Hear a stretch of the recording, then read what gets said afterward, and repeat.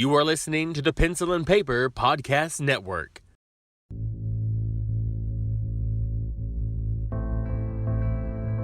You're listening to the Horror Ramblings Podcast, the show about all things horror. We hope you enjoy the show.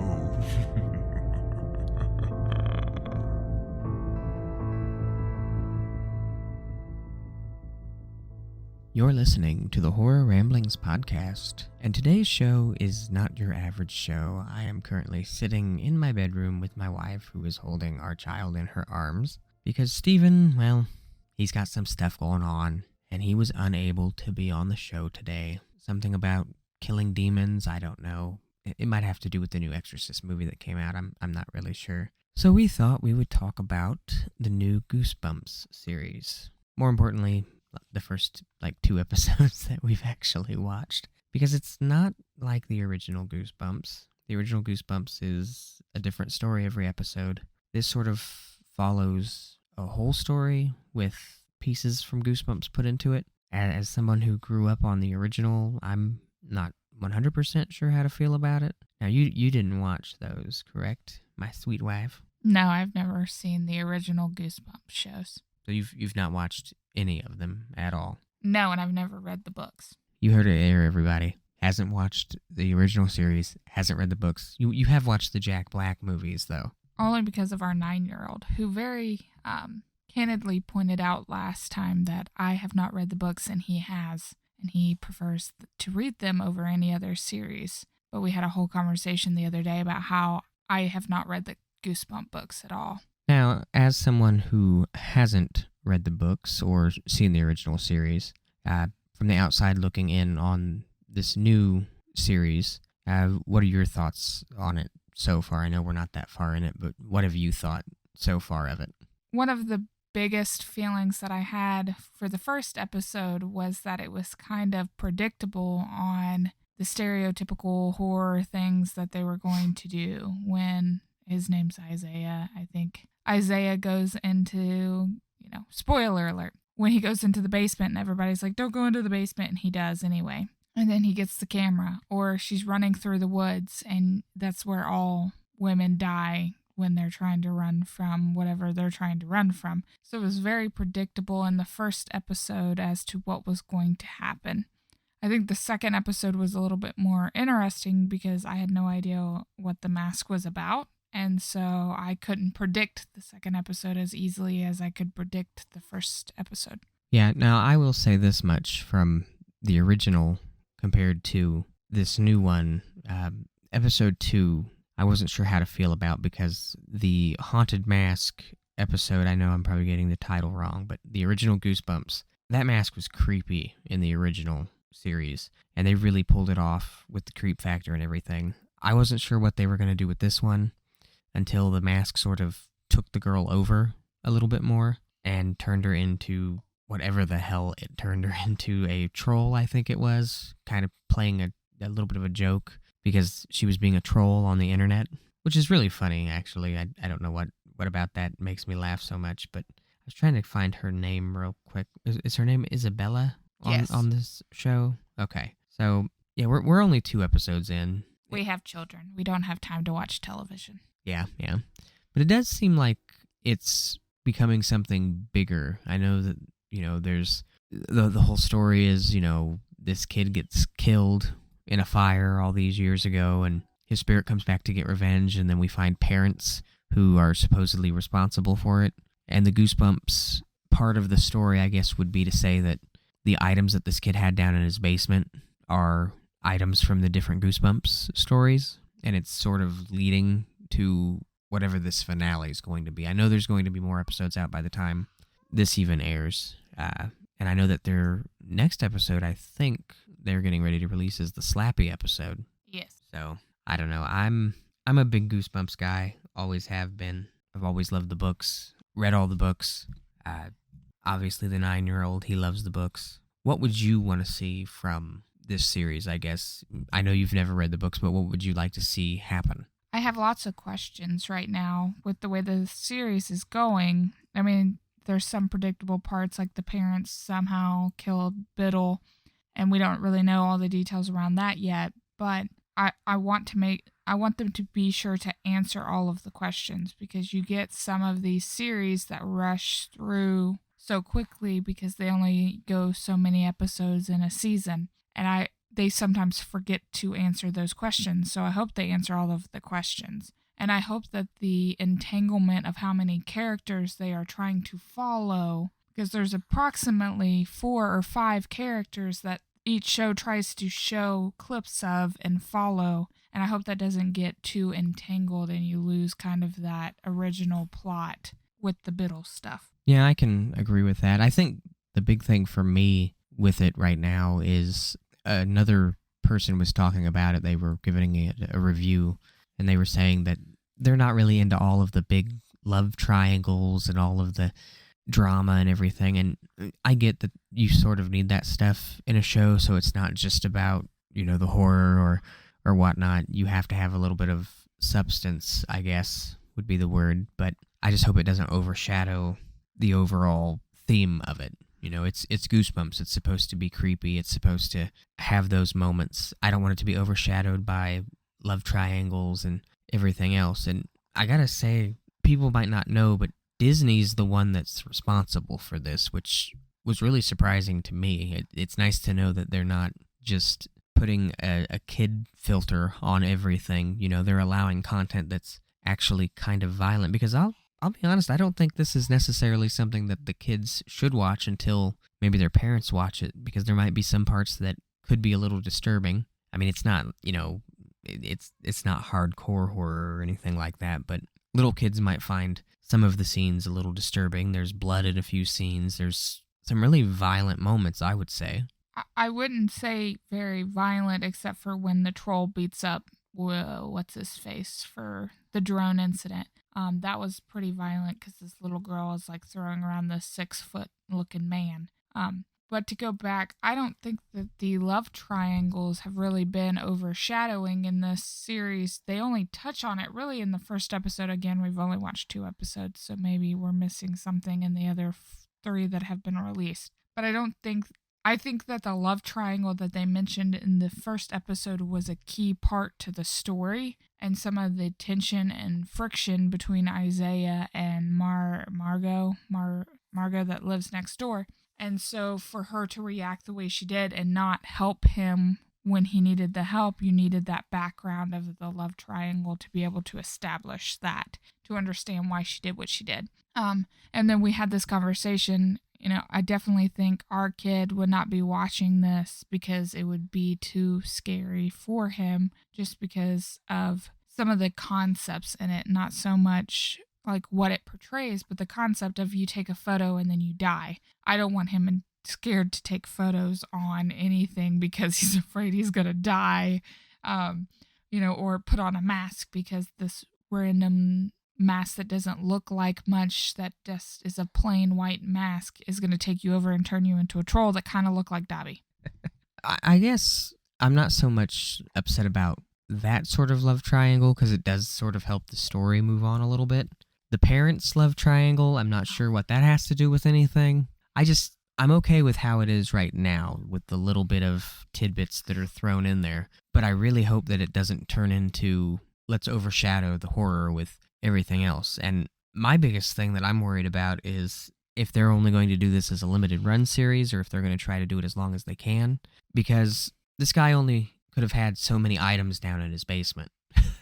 So is it going to be, they follow this story for a little while, then maybe they follow another story where somebody else maybe had some things like that? There's a lot of wiggle room with what they're doing so far. But I don't know, I've enjoyed what we've watched so far. It's not something that I thought I would enjoy at first, because I'm such a fan of the original Goosebumps, and of course the original Goosebumps is really cheesy, and there's something about that cheesiness for that time period, I guess would be the best way to put it, that makes it more appealing. And I guess if you don't have that, maybe it could throw some people off. But I don't know. I'm happy with everybody that I've seen on it so far too. I think the performances have been really phenomenal. And I will give a shout out to Justin Long, who plays Mr. Bratt. The only reason I'm going to give Justin Long a shout out is it seems like he was the victim in every horror movie that I had ever seen where he had something horrible happen to him. And now he's getting into these horror things, and he's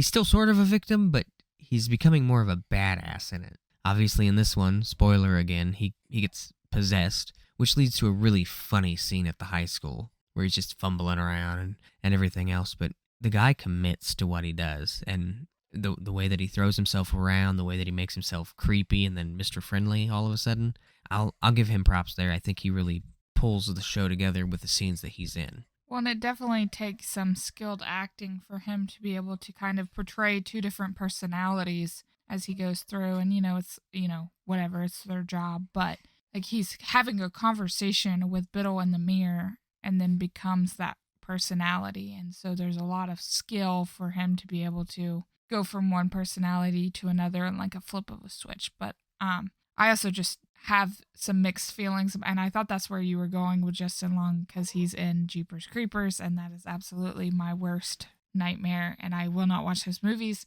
But I remember when he died in those movies, and so I have mixed feelings about him anyway. You gotta admit, though, he has one of the best deaths in that film at the end. His skin hanging there and the creeper's eyes looking through his eye holes. Oh, it's phenomenal. I don't know. I'm excited. He's gonna be in quite a few movies coming out. I'm really excited for It's a Wonderful Life, which is it's a horror parody basically of It's a Wonderful Life. Anybody listening out there that hasn't seen the trailer for that, check it out. It's gonna be really funny, I think. But here's a question: out of the characters that we've seen so far, who are you sort of rooting for to not have anything real bad happen to us? Is there a certain character that you kind of like more than other characters? James, he's not stupid. And we were going to kind of touch on that anyway, but I like how James, when the basement door opens and he's like, why are we going down there? Like, I'm not going down there. Why would you go down there? That's kind of a stupid move. But he wasn't very much in the second episode. It's kind of like he had a fallout in the second episode. And it kind of touches on with the Goosebumps series. The first episode kind of frames everything that happens because they go in the basement. He finds the camera and he takes their pictures. And then at that same party, they go back in the second episode, and that's where Isabella found the mask because the mask was talking to her. And again, stupid, don't go to things that talk to you when you don't. An inanimate object should not be talking to you. But, and then apparently in the third episode from the synopsis that we have read is James going back to the party. So it all stems from this like first episode, and every storyline kind of has that flashback that fills in more of the gaps, which is helpful. But I struggle with following some of that point of view because my brain doesn't work like that. I watched the first episode 2 nights ago. I don't want to have to go back to the first episode to remember some of the main details. Like with James, a big part of his was when Isaiah came up from the basement, he fell and he hit the clock. And now his story is about the clock. And so you'll have to remember those little tidbits for you to be able to follow the story, which is not helpful when you have post-pregnancy brain and bad memory anyway. Yeah, I mean, to me, I feel like this is a show that you either have to really remember things and be talking about it, or you just binge watch it. Like, that's the only way I could see watching it. Honestly, I will say my favorite character so far has been Isabella. I know that's weird. She's just sort of sticks to herself. She's a troll. She's a nerd. Yeah, she's a nerd. She's a troll on the internet. And, she became a troll because of the mask. But, her love for her brother saved her, which is cheesy, I get it. But at the same time, it's like you call it, but you're glad that it happened. Like, you're glad that she didn't, maul her brother or something. She looked like Dobby, which makes sense since, Disney. But one of the things that it brings to question is, and we talked about, or you mentioned briefly about how this was going to happen. Is it a limited series, or are they going to continue to follow it?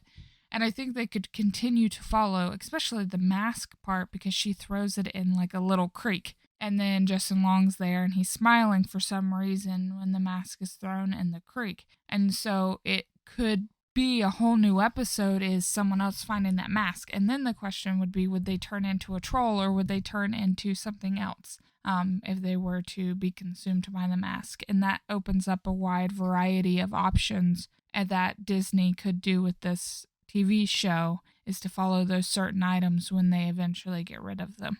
And see, that's something that could honestly happen for the simple fact that most of these stories that they're telling in this series have sequel books. You know, there is a sequel to the Mask book. There's a sequel to the Camera book. I'm not sure what other stories they're going to tell. I know Slappy's been a part of Goosebumps over and over again. You know, that's honestly the episode I'm looking forward to the most, I think, is seeing Slappy. I'm not sure if they've done a Monster Blood episode yet, but that would also be another interesting concept. But I don't know, I'm just happy that after all this time, after all these years, R.L. Stine is still having stories told about the books that he wrote. I mean, you know, he's in his 80s now, and the fact that he wrote as many books as he did and that they've withstood the test of time, I mean, that's got to say something. I don't know. Are you thinking that any characters are going to die and just be killed off for good in this series? Is there anybody that you could see them killing off, or anybody that you would be really upset about them killing off? I know we're only 2 episodes in, but is there anybody that you would be like, man, that sucks? The one logical person that they could kill off and it not really raise any flags would be the idiot who does all of the tricks and trades and whatnot. And I think one of the episodes is about him that we're going to watch eventually. But he does a lot of stupid things that could naturally lead to his death. That would be the most logical way for them to eliminate a character without eliminating someone that everyone is too attached to.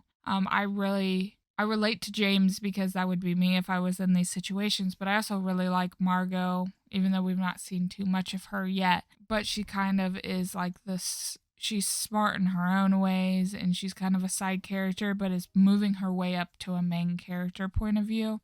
And I think if they were to kill her off, it would be a little bit of sadness for me, but the main character to me is Isaiah and Biddle, and Justin Long's character. And then they follow these little snippets through the other one. And when we talked about the other love triangles, it made me think of when we were talking last night of all of the absent parents that happen to be in this episode. Because like Isabella's dad is nowhere to be found.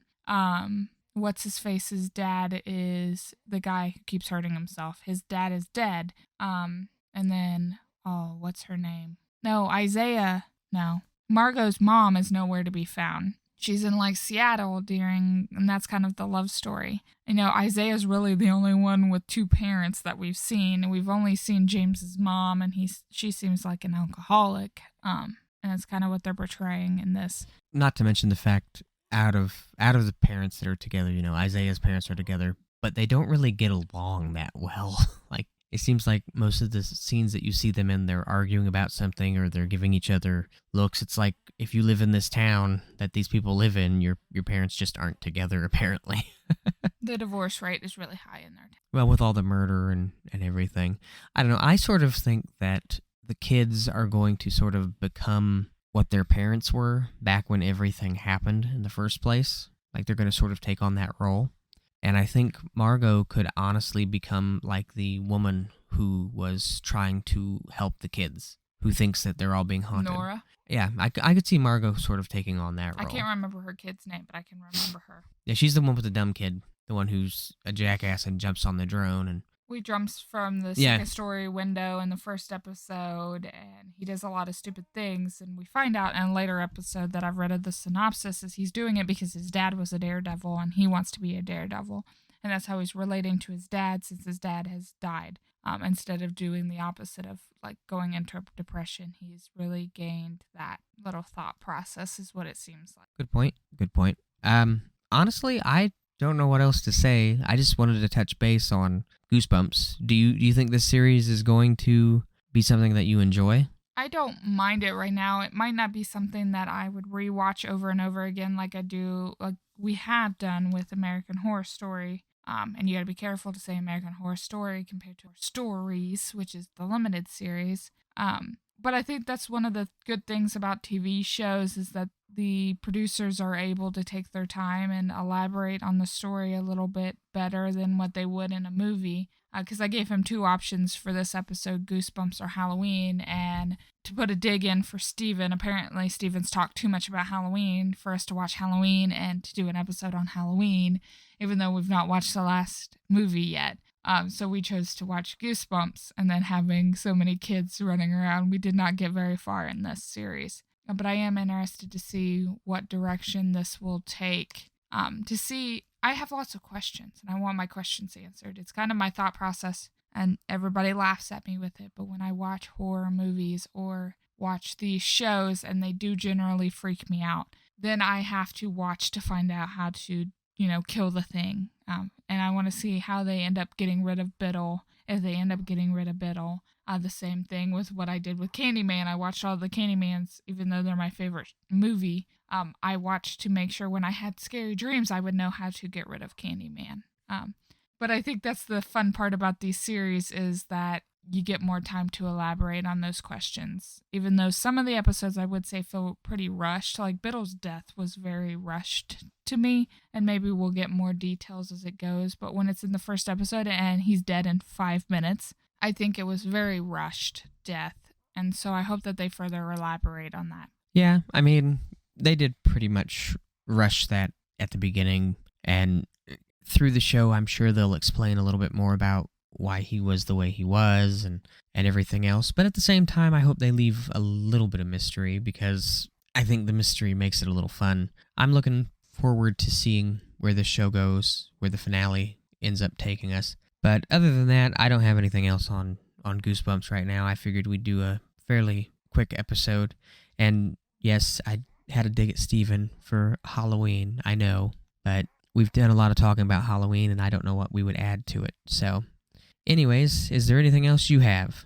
I'm just a better co-host than Steven, so, I would add more, but I guess that's fine. Well, I could make that our question, but instead, I'm going to just make this our question. What is your favorite Goosebumps book? Please feel free to answer the question. Send us an email. Tell us all about your favorite Goosebump books, if there's a series, anything like that.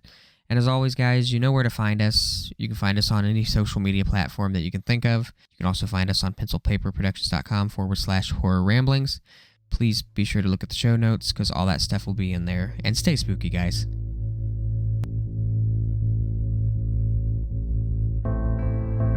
This has been the Horror Ramblings podcast.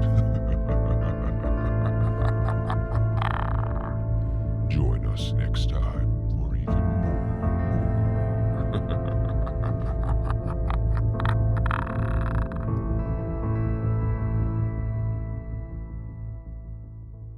This has been a Pencil and Paper Podcast Network production.